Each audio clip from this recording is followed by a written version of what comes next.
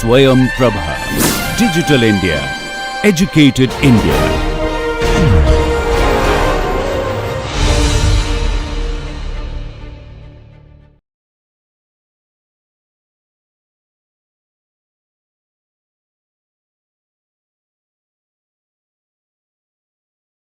And this is image of audition phonation as it illustrates the model of the communication model that Ferdinand de Saussure has discussed. So, as we see in the diagram here, this model that we have just spoken about, Ferdinand de Saussure's model, is illustrated by this diagram. So, see A as in person A is speaking, person B is hearing, he is hearing things, person B is hearing things, what A is saying, comprehending it. If you see, there is a small dotted line in the diagram. See closely, let us zoom into person B, you will see a dotted line from the ear, person B's ear to his kind of skull or brain.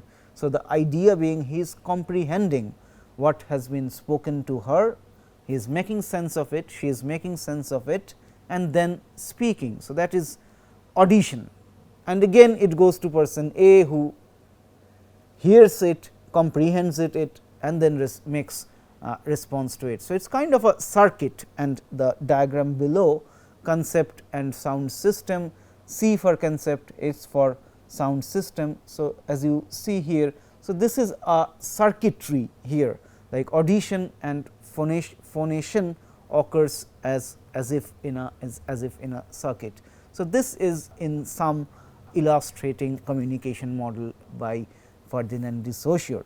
So, that being said, we will come in a moment to the loophole of the model. So, what in communication systems that Saussure's model could not account for. So, what, like, given the intricacies of the model and given the model was a radically new formulation at the time Saussure formulated it. That being said, Saussure's formulation only accounts for interpersonal linguistic verbal transmission.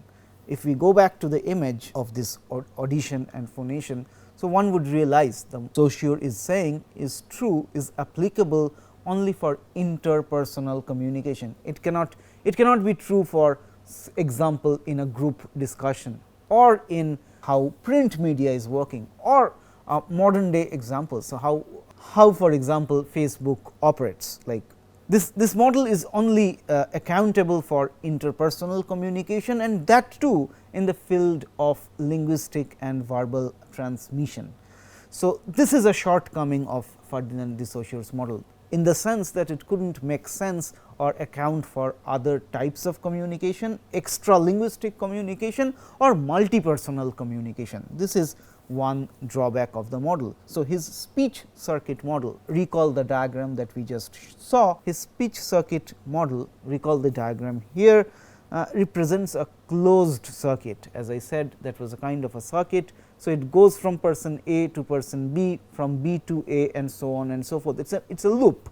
So, it is a closed circuit and discounts the role of what mediates the communication, that is to say the codes and the social contexts involved in communication. Say for example, if I ask someone, would you like to go out for a movie tonight, and she says that, well, I have an exam tomorrow.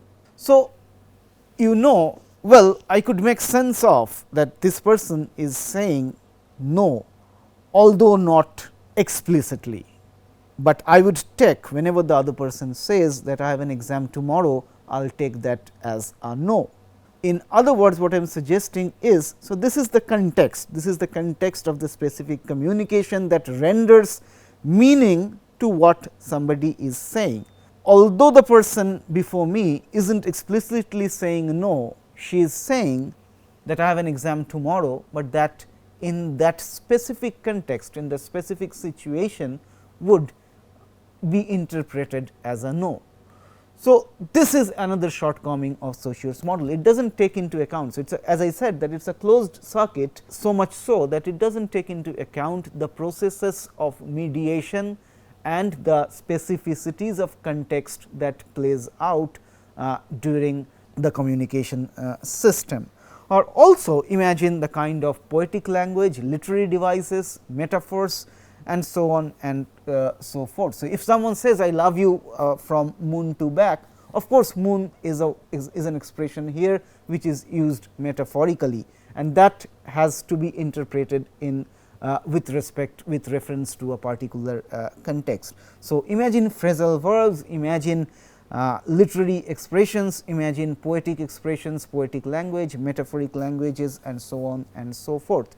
So, for metaphors we intend to convey beyond what literally the words mean. As I gave you the example, if someone loves someone from moon to back, moon does not literally mean moon here. So, it is a metaphor, it is an expression, it is a metaphoric expression which amounts to some kind of measuring unit rather than the literal moon out there. So, this is something, this is the context specificity of communication systems, which a closed circuit model like Ferdinand de Saussure's could not account for. What we are trying to suggest here that it is therefore often the social contexts that give new meanings and new tinges to what has been intended to communicate. So, realizing this in 1960, Roman Jakobson is an American Russian linguist, and his dates are 1896 to 1982. So, in 1960, realizing this drawbacks, Roman Jakobson proposes a new model of interpersonal communication. So, this is interpersonal communication nevertheless, but it is a kind of an extrapolation of Saussure's model. So, he draws on Saussure's model and tries to explain and account for the context specificities. This model takes care of the lacuna in the Saussurean model. So, while stressing on the impact of social contexts, as we have been saying, like the drawback in Saussure's model, Jakobson invokes 6 factors. These are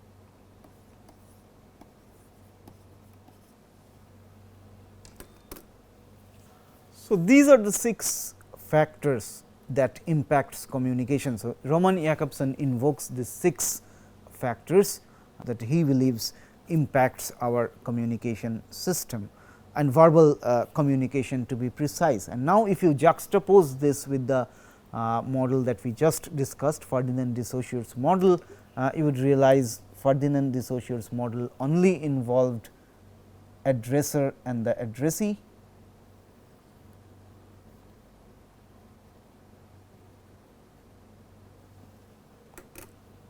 and this duo, the addresser and the addressee, was bound, relationally bound in a closed circuitry. So, this is, as you realize, is the innovation that Jakobson is making. This is the extrapolation. So, he invokes these 6 factors here. So, Jakobson writes, and I will read it out from his book: the addresser sends a message to the addressee. To be operative, the message requires a context referred to, which is the referent, in other words, somewhat ambivalent nomenclature. This is Jakobson's own words, seizable by the addressee and either verbal or capable of being verbalized, a code fully or at least partially common to the addresser and addressee, in other words, to the encoder and the decoder of the message, and finally, a contact, a physical channel and psychological connection between the addresser and the addressee, enabling both of them to stay in communication.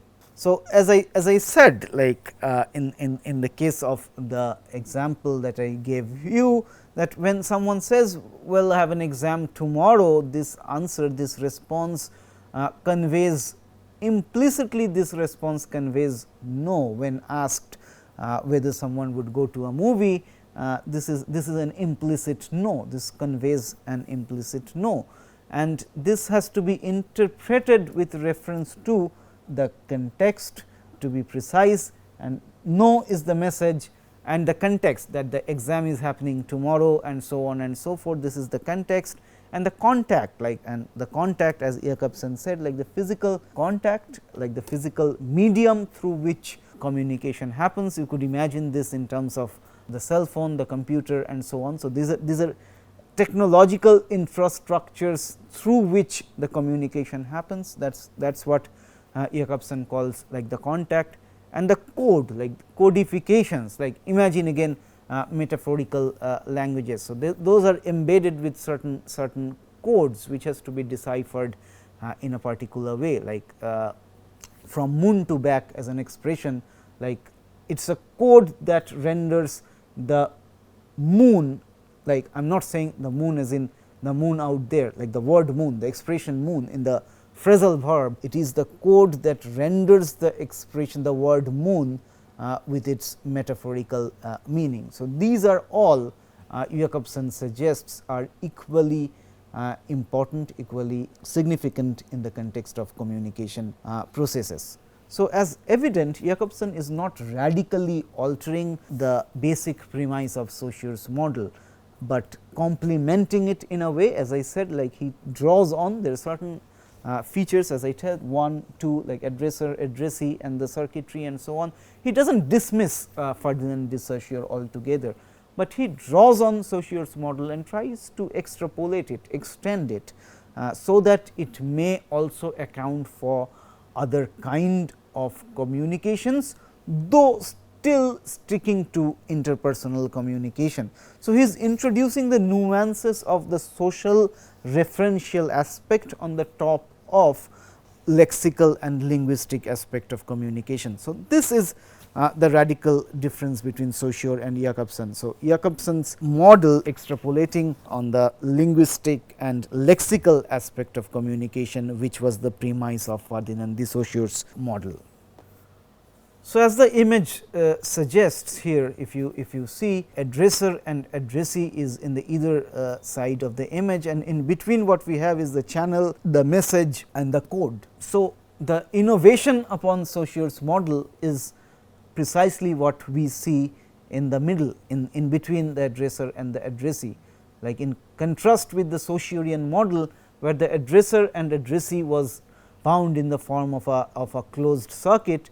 This is not a circuit, so to say, but the message what the addresser is trying to pass on to the addressee moves on through this three different interface, like that of the channel, that of the message, and that of the code. So, there is this interface, there is this interstitial space, so to say, that Jacobson's model invokes, and in trying to do so, he takes care of the social referential aspect of communication. However, having said that, I would say Jacobson's model, like Saussure's, as I said, only explains interpersonal communication and is unidirectional, in the sense that the message always flows from addresser to addressee. Imagine, like in Saussure's model also, addresser and addressee was linked in a circuit, though not in a circuit. In the context of Jacobson's model, message is still flowing from addresser to the addressee and vice versa, though through a set of interfaces.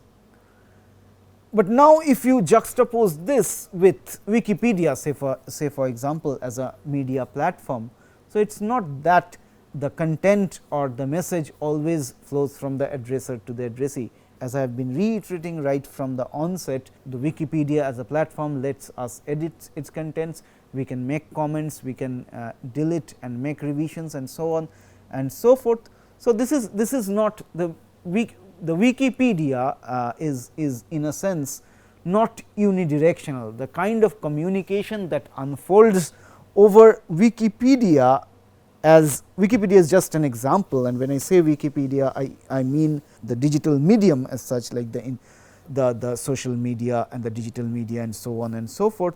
So, it is not that message or content in the case of social media, in the case of it is not that message in the context of new media necessarily flow from addresser to the addressee. It could be it's a lot more interactivity. This is yet another this is one of the characteristics that we have ascribed to the new media. Like Saussure's model, Jacobson's model is also unidirectional in the sense that message always flows from the addresser to the addressee, from the producer to the consumer of the message.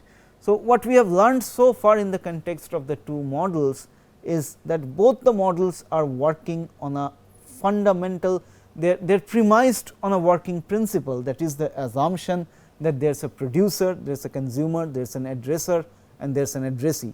So, this is the dualistic nature of the communication models, the two communication models that we discussed, which is very different from the new media kind of communication, wherein I have been reiterating the line between the producer, consumer, addresser, addressee has been blurred. So, in other words, that demarcated boundary between the producer and the consumer is still retained in these two models.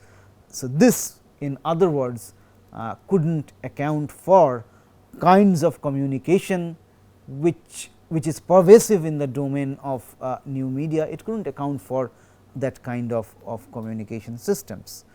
So, for this in 1999, fairly recently, Stuart Hall, and his dates are, as I mentioned, 1932 to 2014, he recently passed away. He furnishes a model in 1999. So, his model of encoding decoding, Stuart Hall's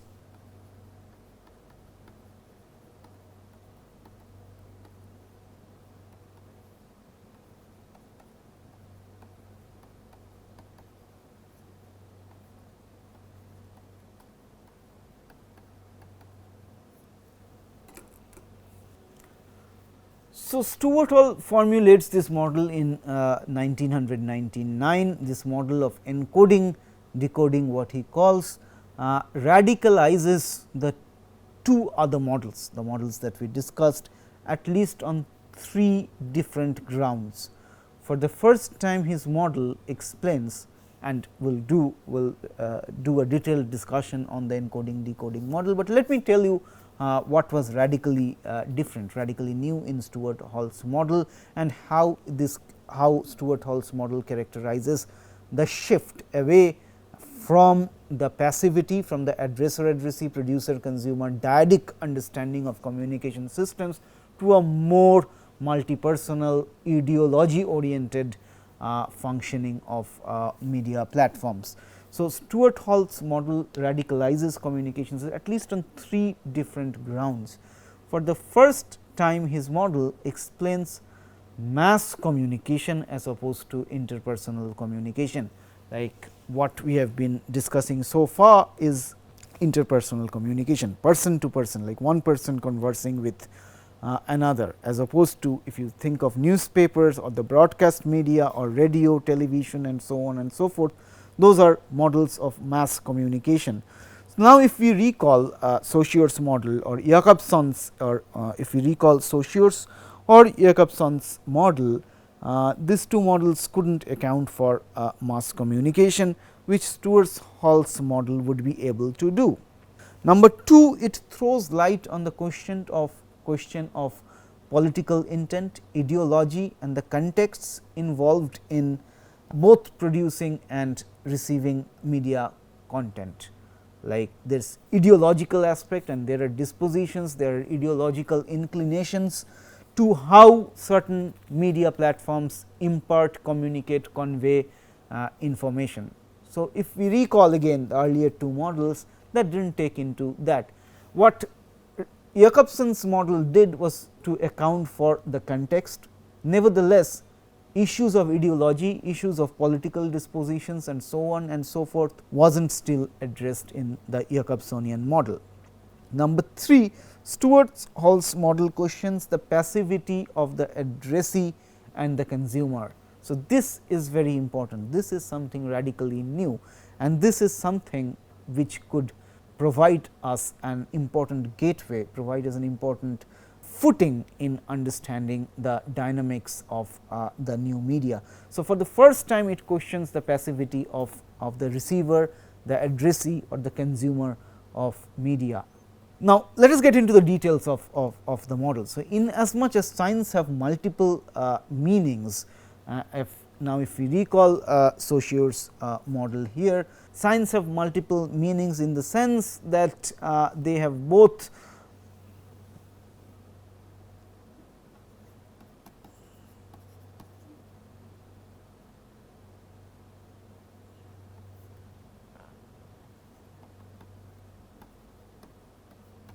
signifier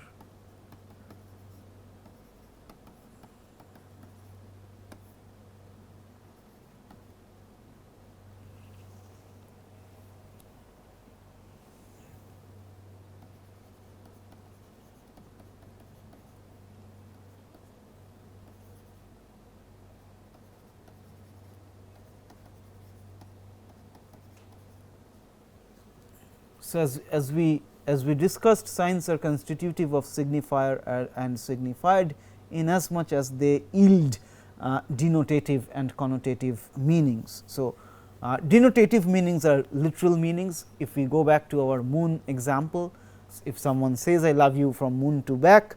So, the moon, the literal meaning of the moon as in the moon out there, the astronomical imagination of the moon is its denotative meaning, that is the literal meaning, as opposed to the connotative meaning, where in the phrasal verb, where in the metaphorical expression the moon is an unit, the moon from the moon to back is a metaphorical expression of an unit of measurement is an. So, this is the connotative meaning. So, signs moon again, like if you imagine moon as a sign, is constitutive of denotative and connotative meanings. So, inasmuch as signs have multiple as in denotative and connotative meanings, the content of media is after all a part of the larger discourse of cultural production coded with multiple significations. So, what I mean by this is cultural productions and their reception are reflective of the ideological dispositions of those who produce and consume.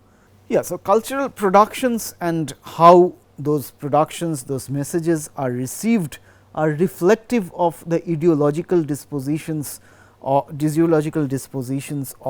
who encodes the content of the media and the ideological dispositions of those who produce and consume the media content. So, according to Stuart Hall, frameworks of knowledge, relations of production and technical infrastructure interfere in the process of how the content of media is rendered discursively meaningful from the point of views of both the producer and the consumer. So, I'll try to explain this. I mean, this is a very complex set of propositions being made by Stuart Hall. Yeah, to put simply, whosoever is coding the message, whosoever is producing the content of the media embeds their ideological dispositions, their political inclinations to the way they design and engineer the content of the media. So, what Stuart Hall is suggesting that whosoever produces the media content and whosoever consumes the media content, regardless of that, there are ideological and political dispositions that render the content meaningful, discursively meaningful. So, what Hall means by this is, yeah, at this point I would like to invoke another theorist called Emile Benveniste and his distinction between the concept of the discours and the histoa and discourse. Like in other words, these are French words that Emile Benveniste uses as concept, but then this roughly translates as history and discourse.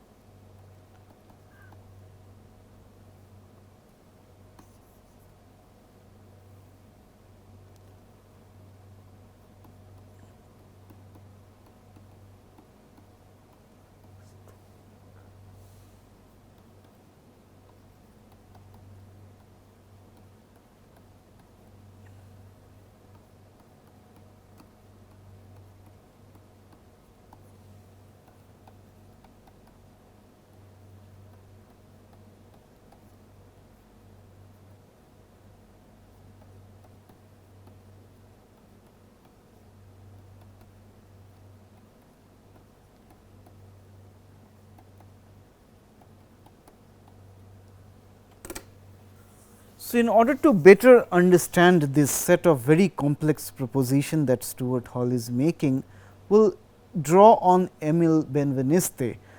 So, Emile Benveniste's concept of the histo and discourse would be particularly relevant in understanding how Stuart Hall is rendering the content of the media discursively meaningful. So, I will get into the idea of the discourse, taking cues from Emile Benveniste. So, this is a distinction between histoa and discourse, roughly translated as history and discourse, that Emile Benveniste makes. So, imagine a statement, if I make a statement like India is in the northern hemisphere, apparently this is a fact and this has been validated by geographers, and any sane person whatsoever would barely contest to this, because this would be assumed as a statement, as a matter of fact, as factually validated statement that India is in the northern hemisphere.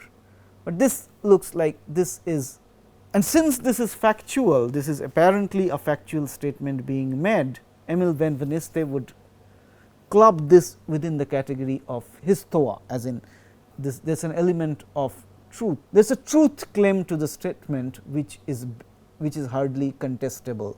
In contrast, imagine a statement like, if we say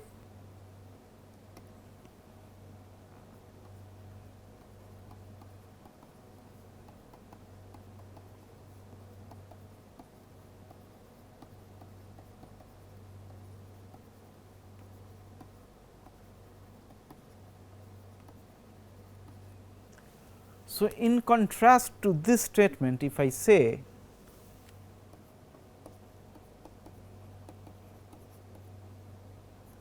I think India is in the northern hemisphere. So, this is just two words, I think.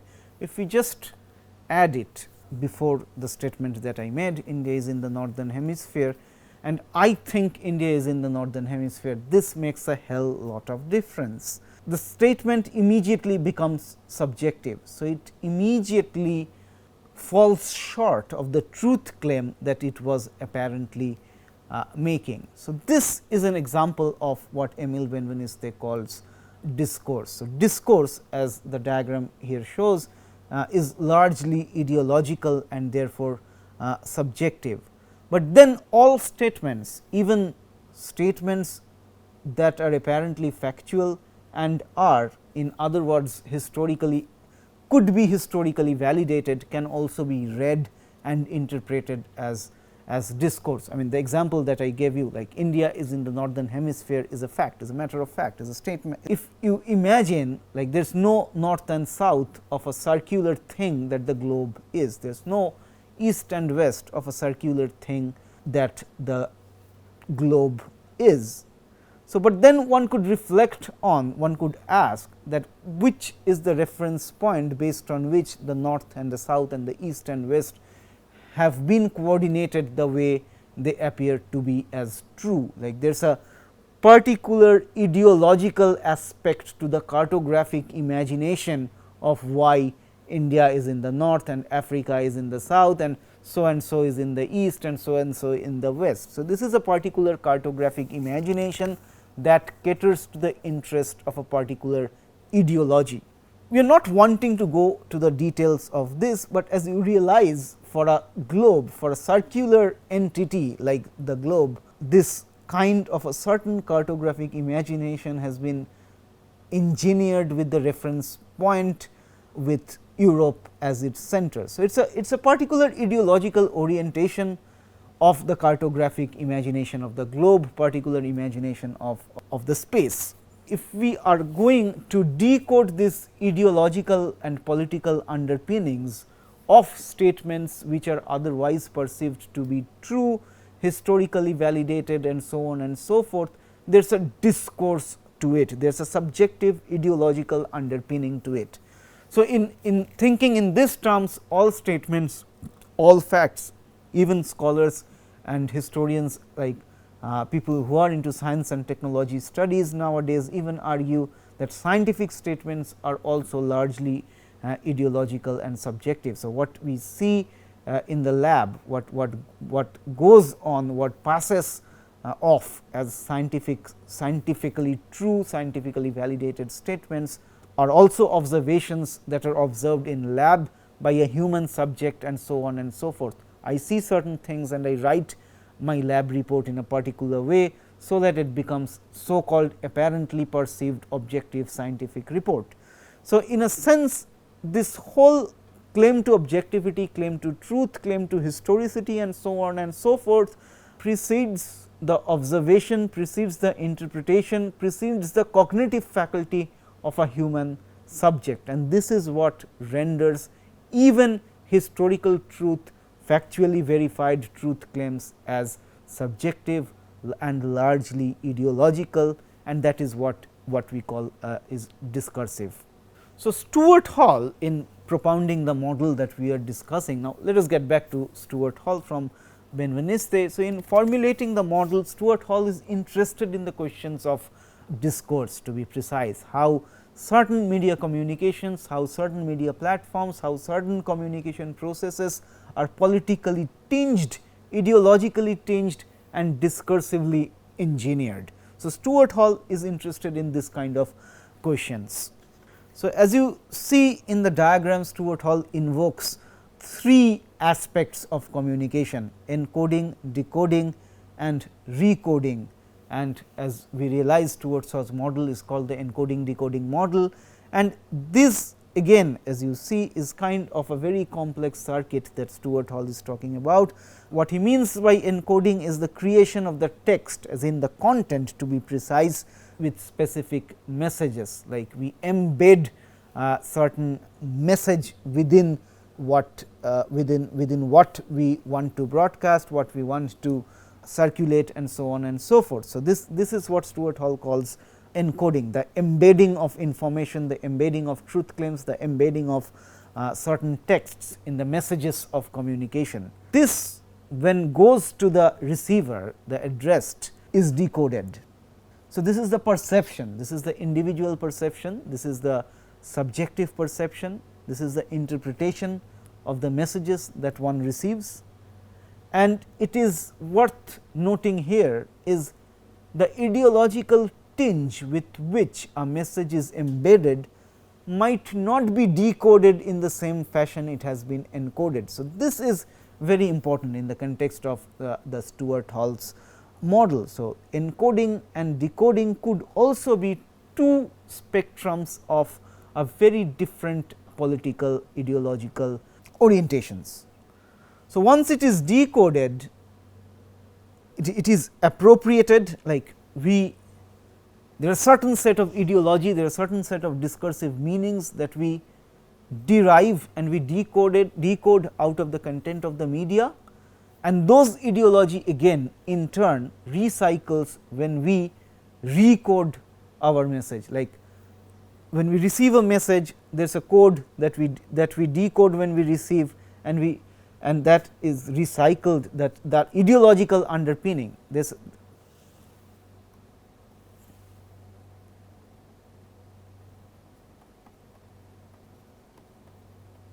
encoding.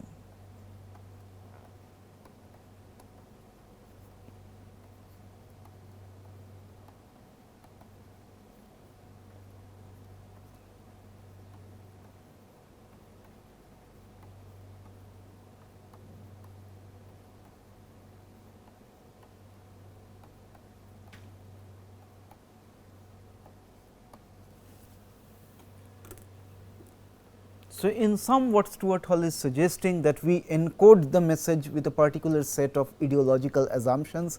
So, when the addresser or the consumption of message decodes it, he or she decodes it with another set of ideological dispositions, and in cycle this set of ideological dispositions are again recycled when we recode the message to retransfer it. So, this is again like a circuit, but what is important in the context of Stuart Hall's model is like the set of ideological underpinnings.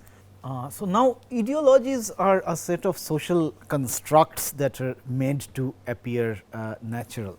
So, ideologies reflect, and I will quote Terry Eagleton here. Terry Eagleton says that ideologies reflect the partisan perspective of a social group or class, which then mistakes itself as universal and eternal. So, what he means by this is ideologies are a set of values, a set of shared value system that protects, that serves and caters to the ideological interest of a certain class of people, certain group of people, a certain set of people, and so on and so forth, which are then passed off as blanket statements that are made to appear natural. Yeah, so the media, among others, like, is one such apparatus through which a set of ideological discourses are proliferated. Like, think for example, the Hindi news that would be broadcast in Doordarshan in the 1980s. Now, television scholars have written about this, how the Hindi news, like if we recall in the 1980s, there would be news in 3 different languages: Hindi, English, and depending on the Doordarshan channel, local channel, there would be news in the vernacular. So, television scholars have written on how the Hindi news broadcast in the 1980s would function as a springboard of the linguistic nationalism that era was so fervent with.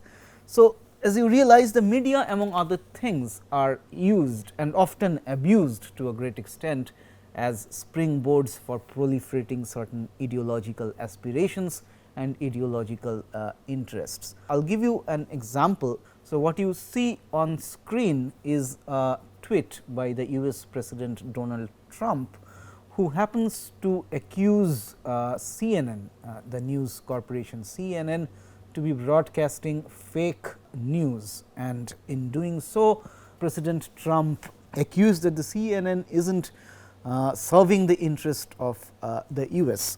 It is not representing the US, not representing true US. So, in a way he was accusing, as you see on screen, Trump is accusing CNN of broadcasting fake news. So, in a response tweet, CNN came up with a very sharp retort. What the CNN says, you see on screen, CNN says it is not CNN's job to represent the US to the world, that is yours. Our job is to report the news. So, what these 2 tweets, if we reflect on this, if we look into these 2 tweets very carefully, there is a set of ideological aspiration from the President Trump himself, that is certain ideological aspirations that he envisages CNN to fulfill, to comply to, which you realize that the CNN is not obliging to. Imagine the 9/11 incident, the September 11 incident, the Afghan wars for example, or the Iraq war. The way this would be reported in the CNN IBN would not be similarly reported in the Fox News or Al Jazeera. So, it is the same piece of news, it is the same incident, it is the same event, but like the way, for example, the 3 news channels that I have mentioned, Fox News, Al Jazeera TV and CNN IBN would have reported it, would be fundamentally different. So, what makes, although it is same event, what makes the reporting, the broadcast of the news different is the ideological orientation, the political inclination, and so on and so forth. So, this is what Stuart Hall is concerned with, the ideological underpinnings of how media broadcast, media infrastructures are laden with.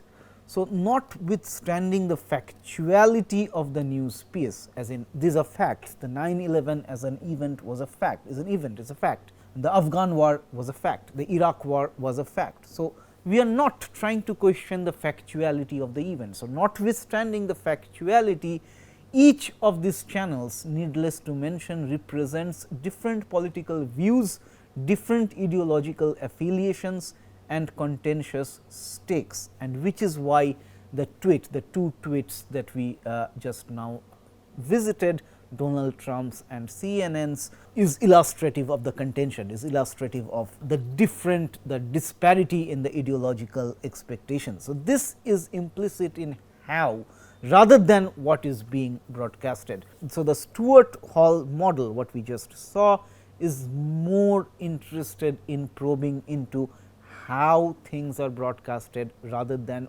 what is broadcasted.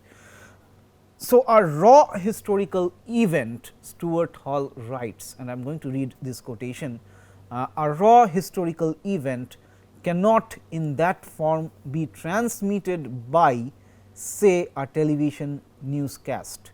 Events can only be signified within the oral, visual forms of the televisual discourse.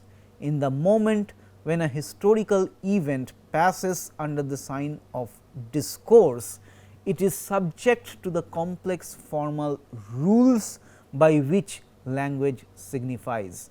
To put it paradoxically, recall the Hindi news in this context. So, it is the language, it is a linguistic reinforcement that comes to play when the Doordarshan was broadcasting the news in Hindi. So, this, which is why Stuart Hall says it is subject to all the complex formal rules by which language signifies. Back to the quotation, to put it paradoxically, the event must become a story. I mean, this is a refrain, story. The story is a refrain that often appears in our thinking about the media. Somebody is doing a story, the CNN is doing a story, the ABP is doing a story. So, as you realize, stories are engineered, stories are conceived, stories are construed, like people make stories. Stories are not historical, like people conceive stories before they are represented. So, Stuart Hall says, to put paradoxically, the event must become a story. So, it is no longer the event, it is no longer the incident, it is no longer the factually verified incident that the news, that the media house or the broadcasting corporation is is telecasting or broadcasting. It is the story, it is necessarily a story that is being represented. So, it must become a story before it can become a communicative event. In that moment, the formal sub rules of discourse are in dominance, without of course subordinating out of existence the historical event so signified. So, it is not the historical event that the news corporation is broadcasting. So, it is the signification, and you recall Ferdinand Saussure here. So, it is the signification, it is a particular ideological underpinning of the signification that the media houses are representing. The social relations in which the rules are set to work, or the social and political consequences of the event having been signified in this way. So, that is what Hall calls encoding. So, it is, as I said, news houses, broadcasting corporations no longer work with facts, no longer work with historical events. It is not the event when we switch on our television, it is not the it is not just the historical incident that unfolds before us. It is a set of ideological underpinnings depending on who did the story that is put forth before us. So, this is what Stuart Hall means by encoding. This, however, does not guarantee that the audience, recipients or the addressees would decode the content of the media with the same intent, same political intent that it has been encoded with. And with this, since there is a disparity in the way news story could be encoded and the way it could be decoded, Stuart Hall talks about three disjunctive ways in which we could read text, and for that matter a news content as a text.